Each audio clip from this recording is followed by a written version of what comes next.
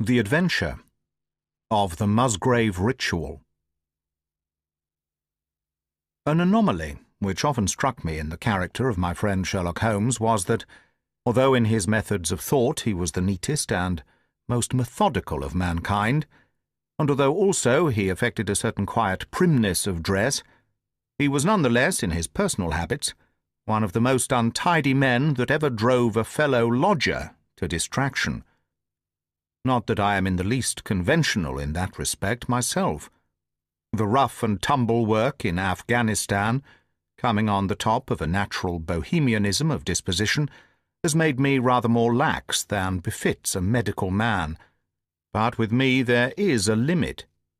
And when I find a man who keeps his cigars in the coal-scuttle, his tobacco in the toe-end of a Persian slipper, and his unanswered correspondence transfixed by a jackknife into the very centre of his wooden mantelpiece, then I begin to give myself virtuous airs. I have always held, too, that pistol practice should distinctly be an open-air pastime, and when Holmes, in one of his queer humours, would sit in an armchair with his hair trigger and 100 Boxer cartridges, and proceed to adorn the opposite wall with a patriotic V.R. done in bullet pox, I felt strongly that neither the atmosphere nor the appearance of our room was improved by it. Our chambers were always full of chemicals and of criminal relics, which had a way of wandering into unlikely positions, and of turning up in the butter dish, or in even less desirable places. But his papers were my great crux.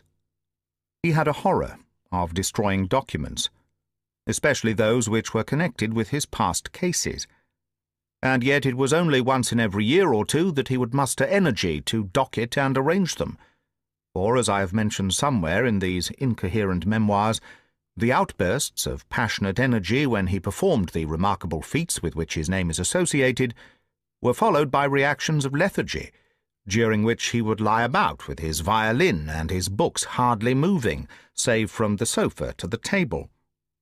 Thus, month after month, his papers accumulated, until every corner of the room was stacked with bundles of manuscript, which were on no account to be burned, and which could not be put away save by their owner.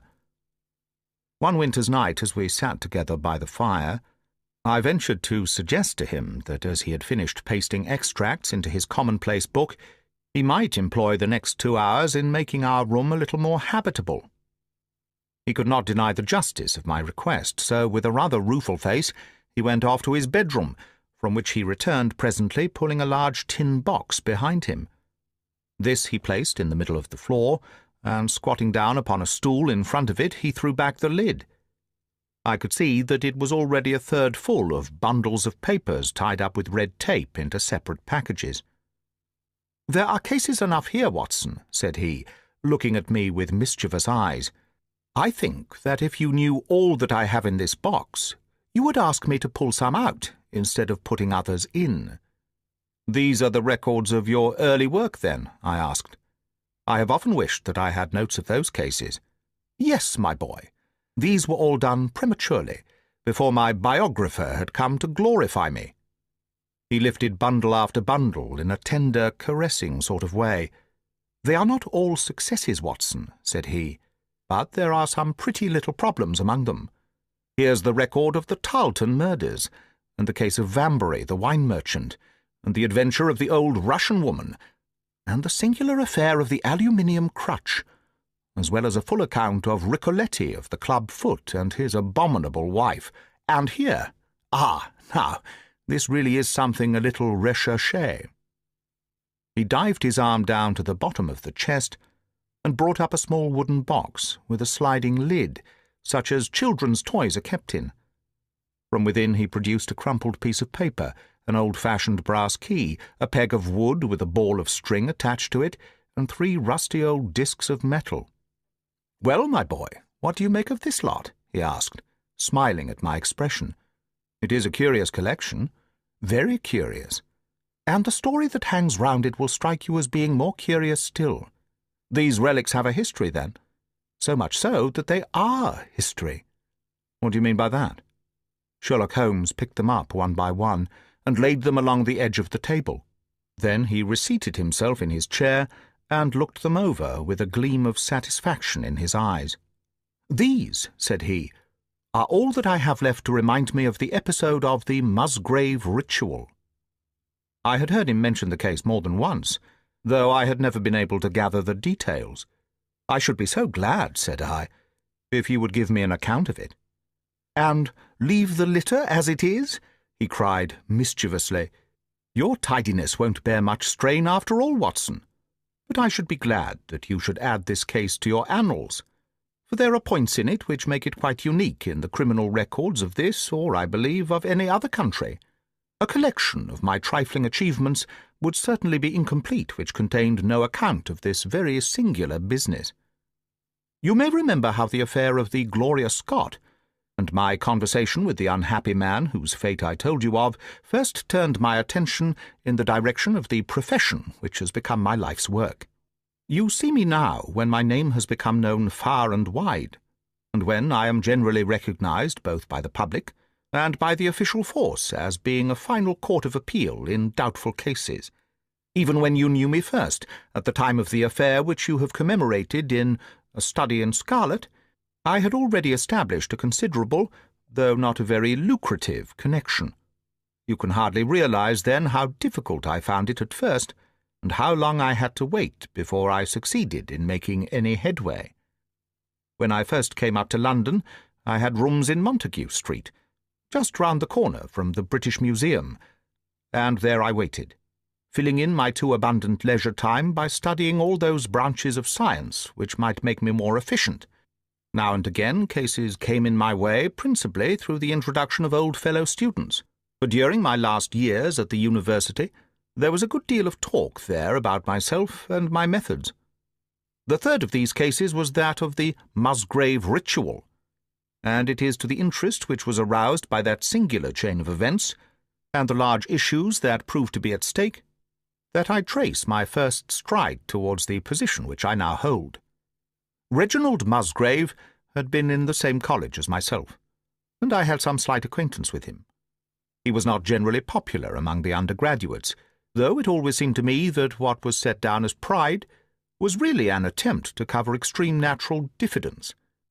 In appearance he was a man of an exceedingly aristocratic type, thin, high-nosed, and large-eyed, with languid and yet courtly manners.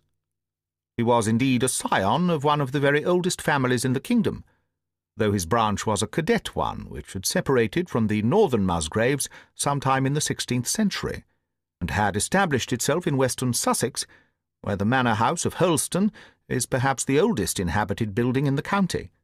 Something of his birthplace seemed to cling to the man, and I never looked at his pale, keen face or the poise of his head without associating him with grey archways and mullioned windows and all the venerable wreckage of a feudal keep. Now and again we drifted into talk, and I can remember that more than once he expressed a keen interest in my methods of observation and inference. For 4 years I had seen nothing of him, until one morning he walked into my room in Montague Street.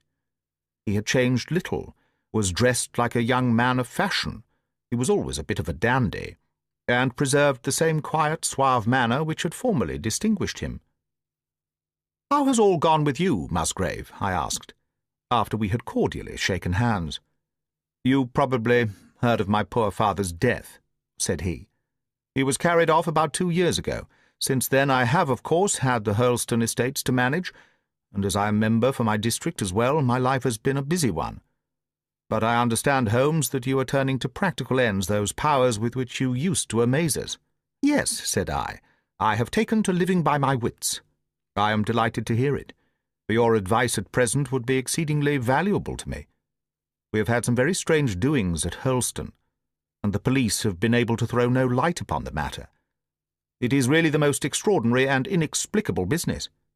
You can imagine with what eagerness I listened to him, Watson, for the very chance for which I had been panting during all those months of inaction seemed to have come within my reach.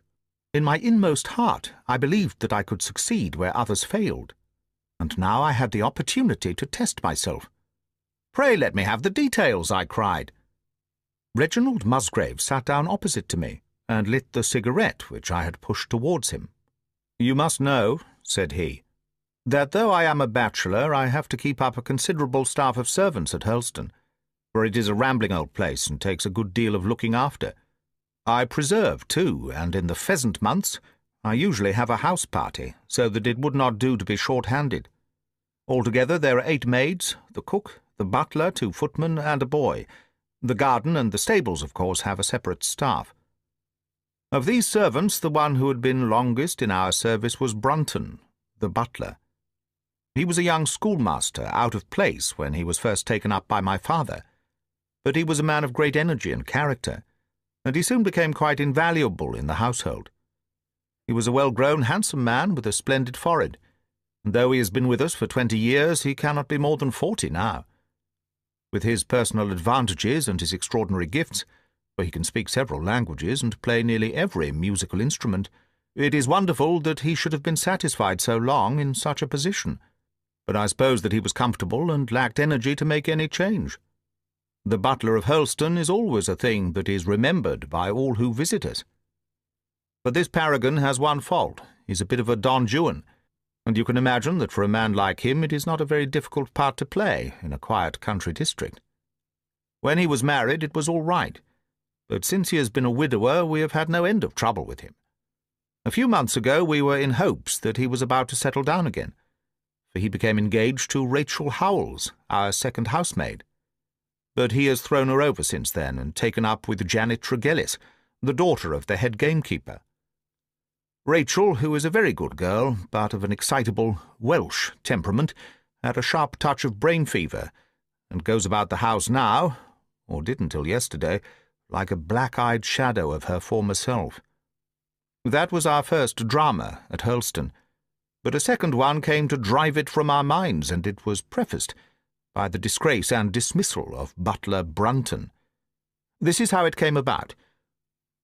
I have said that the man was intelligent, and this very intelligence has caused his ruin, for it seems to have led to an insatiable curiosity about things which did not in the least concern him. I had no idea of the lengths to which this would carry him until the merest accident opened my eyes to it. I have said that the house is a rambling one. One night last week, on Thursday night to be more exact, I found that I could not sleep, having foolishly taken a cup of strong café noir after my dinner. After struggling against it until 2 in the morning, I felt that it was quite hopeless, so I rose and lit the candle, with the intention of continuing a novel which I was reading. The book, however, had been left in the billiard-room, so I put on my dressing-gown and started off to get it. In order to reach the billiard-room, I had to descend a flight of stairs, and then to cross the head of a passage which led to the library and the gun-room. You can imagine my surprise when, as I looked down this corridor, I saw a glimmer of light coming from the open door of the library. I had myself extinguished the lamp and closed the door before coming to bed. Naturally, my first thought was of burglars. The corridors at Hurlstone have their walls largely decorated with trophies of old weapons. From one of these I picked a battle-axe, and then, leaving my candle behind me, I crept on tiptoe down the passage and peeped in at the open door. Brunton, the butler, was in the library. He was sitting fully dressed in an easy chair with a slip of paper, which looked like a map, upon his knee, and his forehead sunk forward upon his hand in deep thought. I stood, dumb with astonishment, watching him from the darkness. A small taper on the edge of the table shed a feeble light, which sufficed to show me that he was fully dressed. Suddenly, as I looked, he rose from his chair, and walking over to a bureau at the side, he unlocked it and drew out one of the drawers. From this he took a paper, and, returning to his seat, he flattened it out beside the taper on the edge of the table, and began to study it with minute attention. My indignation at this calm examination of our family documents overcame me so far that I took a step forward, and Brunton, looking up, saw me standing in the doorway. He sprang to his feet. His face turned livid with fear, and he thrust into his breast the chart-like paper which he had been originally studying. "So," said I, "this is how you repay the trust which we have reposed in you. You will leave my service tomorrow." He bowed with the look of a man who is utterly crushed, and slunk past me without a word. The taper was still on the table, and by its light I glanced to see what the paper was which Brunton had taken from the bureau. To my surprise, it was nothing of any importance at all, but simply a copy of the questions and answers in the singular old observance called the Musgrave ritual. It is a sort of ceremony peculiar to our family, which each Musgrave for centuries past has gone through upon his coming of age, a thing of private interest, and perhaps of some little importance to the archaeologist, like our own blazonings and charges, but of no practical use whatever. "We had better come back to the paper afterwards," said I. "If you think it really necessary," he answered, with some hesitation. To continue my statement, however, I relocked the bureau, using the key which Brunton had left, and I had turned to go when I was surprised to find that the butler had returned and was standing before me. "Mr. Musgrave, sir," he cried in a voice which was hoarse with emotion, "I can't bear disgrace, sir. I've always been proud about my station in life, and disgrace would kill me. My blood will be on your head, sir. It will indeed, if you drive me to despair. If you cannot keep me after what has passed, then for God's sake let me give you notice and leave in a month, as if of my own free will. I could stand that, Mr. Musgrave, but not to be cast out before all the folk that I know so well." "You don't deserve much consideration, Brunton," I answered. "Your conduct has been most infamous. However, as you have been a long time in the family, I have no wish to bring public disgrace upon you. A month, however, is too long. Take yourself away in a week, and give what reason you like for going." "Only a week, sir," he cried in a despairing voice. "A fortnight. Say at least a fortnight. A week," I repeated. "And you may consider yourself to have been very leniently dealt with." He crept away, his face sunk upon his breast, like a broken man, while I put out the light and returned to my room. For 2 days after this, Brunton was most assiduous in his attention to his duties. I made no allusion to what had passed, and waited with some curiosity to see how he would cover his disgrace. On the third morning, however, he did not appear, as was his custom, after breakfast, to receive my instructions for the day. As I left the dining-room, I happened to meet Rachel Howells, the maid. I've told you that she had only recently recovered from an illness, and was looking so wretchedly pale and wan that I remonstrated with her for being at work. "You should be in bed," I said. "Come back to your duties when you are stronger." She looked at me with so strange an expression that I began to suspect that her brain was affected. "I am strong enough, Mr. Musgrave," said she. "We will see what the doctor says," I answered. "You must stop work now, and when you go downstairs, just say that I wish to see Brunton." "The butler is gone," said she. "Gone? Gone where?" "He is gone. No one has seen him. He's not in his room." "Oh, yes, he is gone. He's gone." She fell back against the wall with shriek after shriek of laughter, while I, horrified at this sudden hysterical attack, rushed to the bell to summon help. The girl was taken to her room, still screaming and sobbing, while I made inquiries about Brunton. There was no doubt about it that he had disappeared. His bed had not been slept in.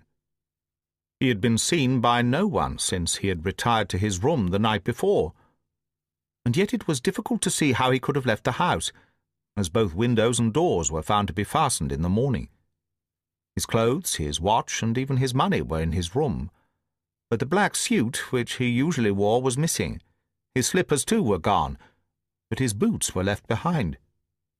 Where, then, could butler Brunton have gone in the night? And what could have become of him now? Of course, we searched the house and the outhouses, but there was no trace of him. It is, as I have said, a labyrinth of an old building, especially the original wing, which is now practically uninhabited, but we ransacked every room and attic, without discovering the least sign of the missing man. It was incredible to me that he could have gone away leaving all his property behind him, and yet where could he be? I called in the local police, but without success. Rain had fallen on the night before, and we examined the lawn and the paths all round the house, but in vain. Matters were in this state when a new development quite drew our attention away from the original mystery. For 2 days Rachel Howells had been so ill, sometimes delirious, sometimes hysterical, that a nurse had been employed to sit up with her at night. On the third night after Brunton's disappearance, the nurse, finding her patient sleeping nicely, had dropped into a nap in the armchair, when she woke in the early morning to find the bed empty, the window open, and no signs of the invalid. I was instantly aroused, and with the 2 footmen started off at once in search of the missing girl. It was not difficult to tell the direction which she had taken, for starting from under her window we could follow her footmarks easily across the lawn to the edge of the mere, where they vanished, close to the gravel path which leads out of the grounds. The lake there is 8 feet deep, and you can imagine our feelings when we saw that the trail of the poor demented girl came to an end at the edge of it. Of course, we had the drags at once, and set to work to recover the remains. But no trace of the body could we find. On the other hand, we brought to the surface an object of a most unexpected kind. It was a linen bag which contained within it a mass of old rusted and discoloured metal, and several dull-coloured pieces of pebble or glass. This strange find was all that we could get from the mere, and although we made every possible search and inquiry yesterday, we know nothing of the fate either of Rachel Howells or Richard Brunton. The county police are at their wits' end, and I have come up to you as a last resort. You can imagine, Watson, with what eagerness I listened to this extraordinary sequence of events, and endeavoured to piece them together, and to devise some common thread upon which they might all hang. The butler was gone, the maid was gone.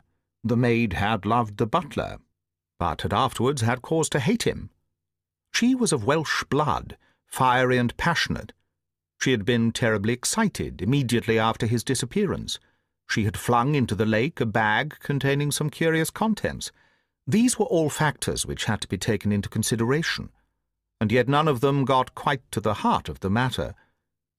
What was the starting point of this chain of events? There lay the end of this tangled line. "I must see that paper, Musgrave," said I, "which this butler of yours thought it worth his while to consult, even at the risk of the loss of his place." "It is rather an absurd business, this ritual of ours," he answered, "but it has at least the saving grace of antiquity to excuse it. I have a copy of the questions and answers here, if you care to run your eye over them." He handed me the very paper which I have here, Watson, and this is the strange catechism to which each Musgrave had to submit when he came to man's estate. I will read you the questions and answers as they stand. Whose was it? His who is gone. Who shall have it? He who will come. What was the month? The 6th, from the 1st. Where was the sun? Over the oak. Where was the shadow? Under the elm. How was it stepped?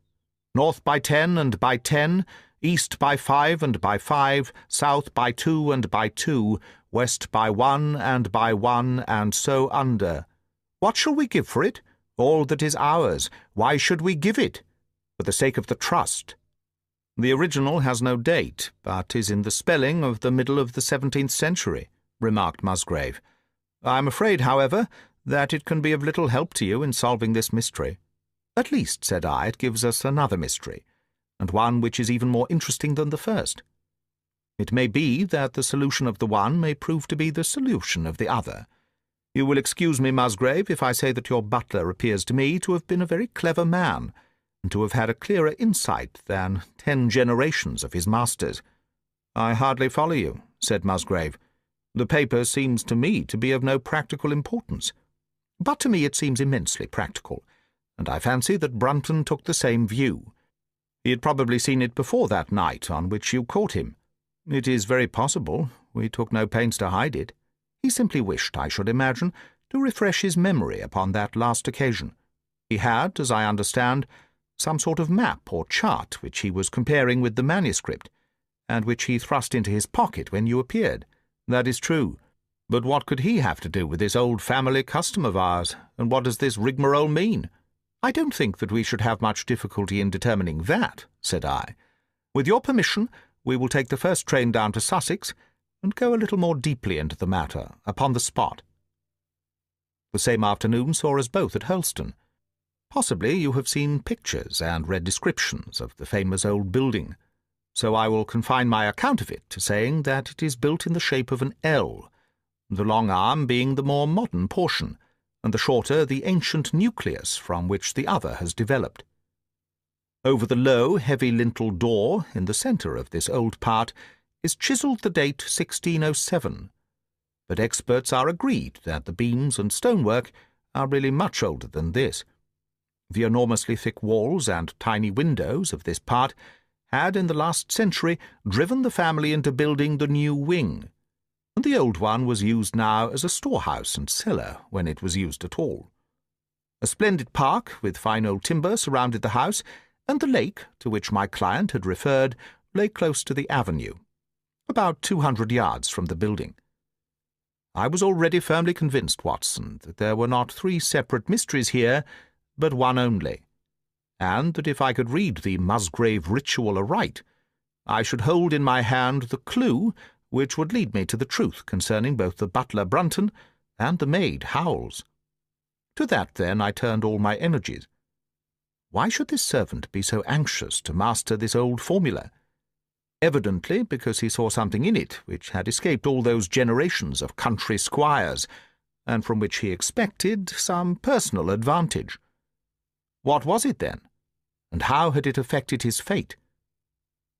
It was perfectly obvious to me on reading the ritual that the measurements must refer to some spot to which the rest of the document alluded, and that if we could find that spot we should be in a fair way towards knowing what the secret was, which the old Musgraves had thought it necessary to embalm in so curious a fashion. There were 2 guides given us to start with, an oak and an elm. As to the oak, there could be no question at all. Right in front of the house, upon the left-hand side of the drive, there stood a patriarch among oaks, one of the most magnificent trees that I have ever seen. "That was where your ritual was drawn up?" said I, as we drove past it. "It was there at the Norman Conquest, in all probability," he answered. "It has a girth of 23 feet. Here was one of my fixed points secured. "Have you any old elms?" I asked. "There used to be a very old one over yonder, but it was struck by lightning 10 years ago, and we cut down the stump." "You can see where it used to be?" "Oh, yes. There are no other elms? No old ones, but plenty of beeches. I should like to see where it grew." We had driven up in a dog-cart, and my client led me away at once, without our entering the house, to the scar on the lawn where the elm had stood. It was nearly midway between the oak and the house. My investigation seemed to be progressing. "I suppose it is impossible to find out how high the elm was?" I asked. "I can give you it at once. It was 64 feet. "How do you come to know it?" I asked in surprise. "When my old tutor used to give me an exercise in trigonometry, it always took the shape of measuring heights. When I was a lad, I worked out every tree and building on the estate." This was an unexpected piece of luck. My data were coming more quickly than I could have reasonably hoped. "Tell me," I asked, "did your butler ever ask you such a question?"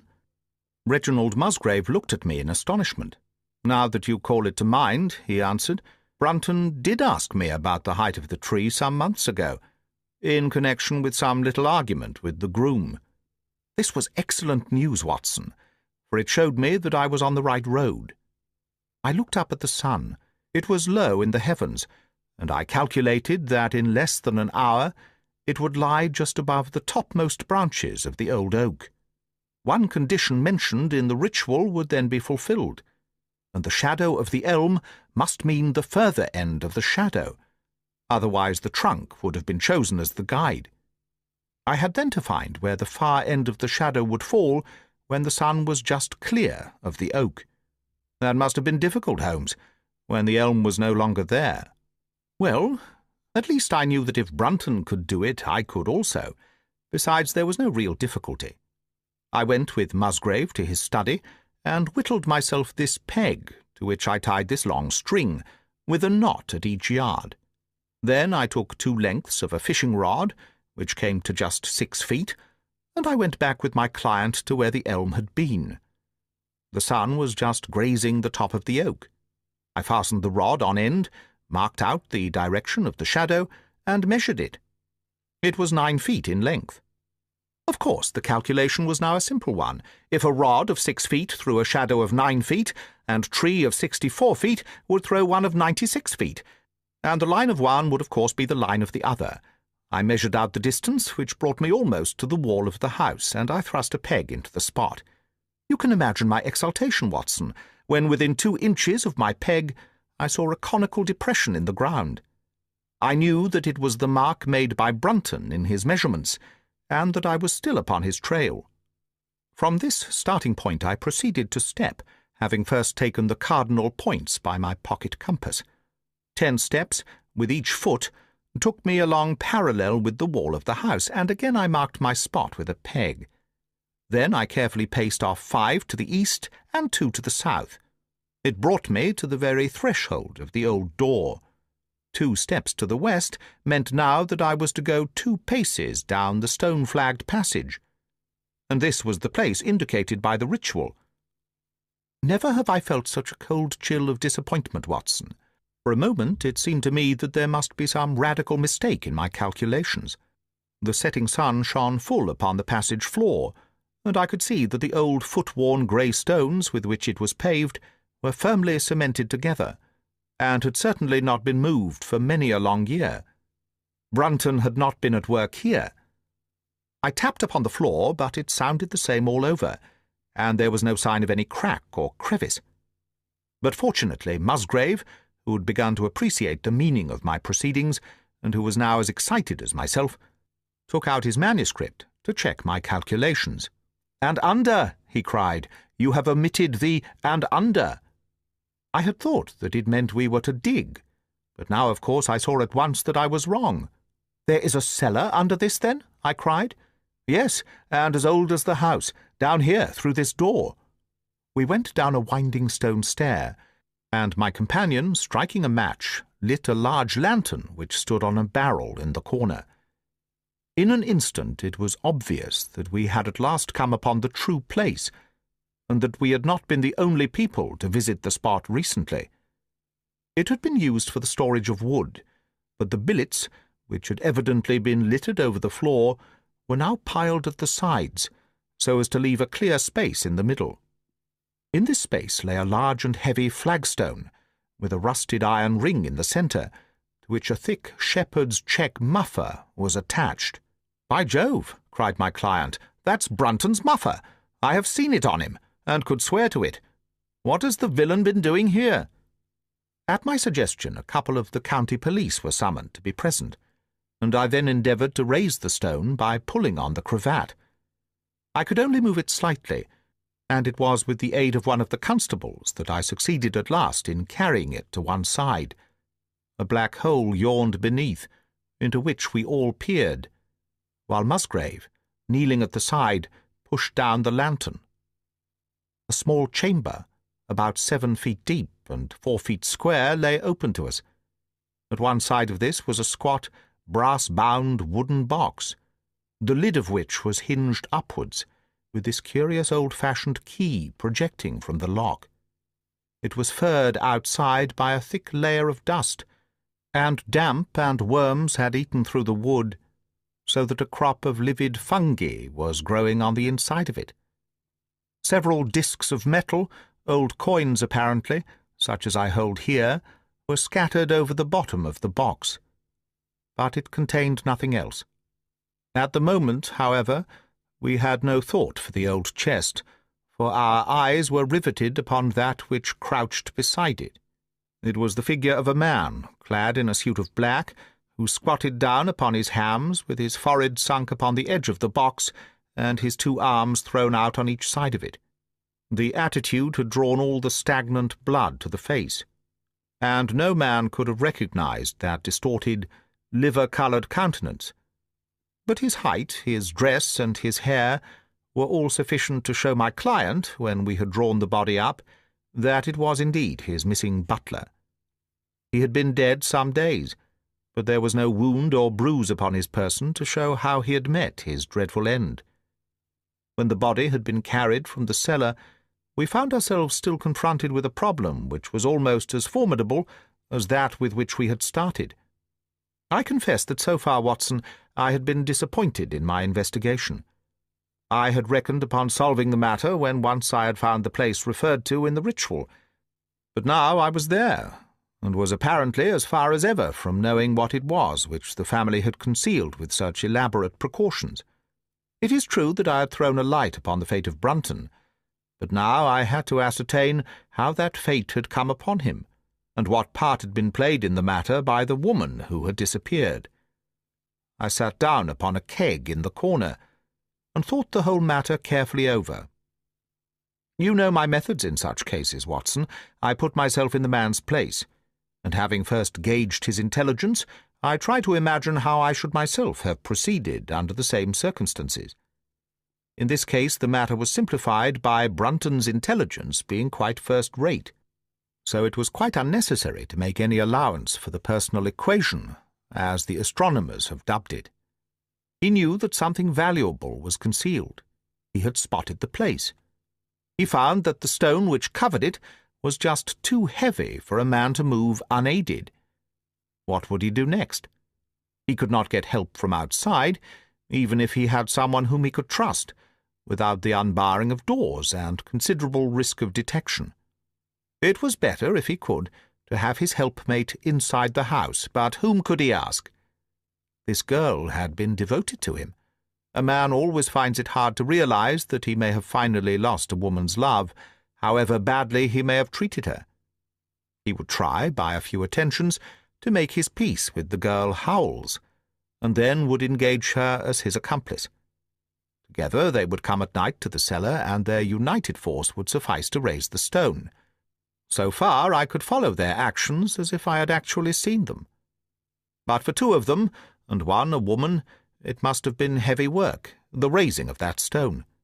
A burly Sussex policeman and I had found it no light job. What would they do to assist them? Probably what I should have done myself. I rose and examined carefully the different billets of wood which were scattered round the floor. Almost at once I came upon what I expected. One piece, about 3 feet in length, had a marked indentation at one end, while several were flattened at the sides, as if they had been compressed by some considerable weight. Evidently, as they had dragged the stone up, they had thrust the chunks of wood into the chink, until at last, when the opening was large enough to crawl through, they would hold it open by a billet placed lengthwise, which might very well become indented at the lower end, since the whole weight of the stone would press it down onto the edge of this other slab. So far I was still on safe ground. And now, how was I to proceed to reconstruct this midnight drama? Clearly only one could get into the hole, and that one was Brunton. The girl must have waited above. Brunton then unlocked the box, handed up the contents, presumably, since they were not to be found, and then what happened? What smouldering fire of vengeance had suddenly sprung into flame in this passionate Celtic woman's soul when she saw the man who had wronged her, perhaps far more than we suspected, in her power? Was it a chance that the wood had slipped, and that the stone had shut Brunton into what had become his sepulchre? Had she only been guilty of silence as to his fate, or had some sudden blow from her hand dashed the support away and sent the slab crashing down into its place? Be that as it might, I seemed to see that woman's figure still clutching at her treasure trove and flying wildly up the winding stair, with her ears ringing perhaps with the muffled screams from behind her, and with the drumming of frenzied hands against the slab of stone, which was choking her faithless lover's life out. Here was the secret of her blanched face, her shaken nerves, her peals of hysterical laughter on the next morning. But what had been in the box? What had she done with that? Of course, it must have been the old metal and pebbles which my client had dragged from the mere. She had thrown them in there at the first opportunity, to remove the last trace of her crime. For 20 minutes I had sat motionless, thinking the matter out. Musgrave still stood with a very pale face, swinging his lantern, and peering down into the hole. "These are coins of Charles I," said he, holding out the few which had been left in the box. "You see, we were right in fixing our date for the ritual." "We may find something else of Charles I," I cried, as the probable meaning of the first two questions of the ritual broke suddenly upon me. "Let me see the contents of the bag you fished from the mere." We ascended to his study, and he laid the debris before me. I could understand his regarding it as of small importance when I looked at it, for the metal was almost black, and the stones lustreless and dull. I rubbed one of them on my sleeve, however, and it glowed afterwards like a spark in the dark hollow of my hand. The metalwork was in the form of a double ring, but it had been bent and twisted out of its original shape. "You must bear in mind," said I, "that the royal party made head in England even after the death of the king, and that when they at last fled they probably left many of their most precious possessions buried behind them, with the intention of returning for them in more peaceful times. My ancestor, Sir Ralph Musgrave, was a prominent cavalier, and the right-hand man of Charles II in his wanderings," said my friend. "Ah, indeed," I answered. "Well, now, I think that really should give us the last link that we wanted. I must congratulate you on coming into possession, though in rather a tragic manner, of a relic which is of great intrinsic value, but of even greater importance as a historical curiosity." "What is it, then?" he gasped in astonishment. "It is nothing less than the ancient crown of the kings of England." "The crown?" "Precisely. Consider what the ritual says.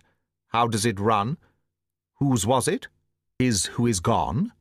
That was after the execution of Charles. Then, who shall have it? He who will come. That was Charles II, whose advent was already foreseen. There can, I think, be no doubt that this battered and shapeless diadem once encircled the brows of the royal Stuarts.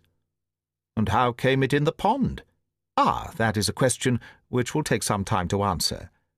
And with that I sketched out to him the whole long chain of surmise and of proof which I had constructed. The twilight had closed in, and the moon was shining brightly in the sky before my narrative was finished. "And how was it, then, that Charles did not get his crown when he returned?"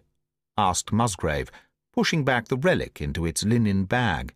"Ah, there you lay your finger upon the one point which we shall probably never be able to clear up.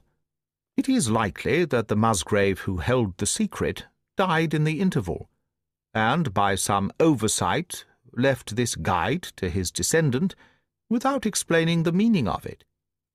From that day to this it has been handed down from father to son, until at last it came within reach of a man who tore its secret out of it, and lost his life in the venture.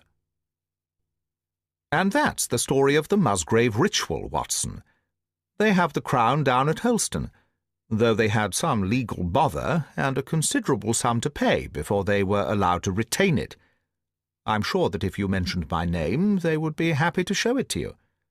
Of the woman, nothing was ever heard, and the probability is that she got away out of England, and carried herself and the memory of her crime to some land beyond the seas. That is the end of The Adventure of the Musgrave Ritual, from the Memoirs of Sherlock Holmes by Sir Arthur Conan Doyle, read by Greg Wagland for Magpie Audio, 2016.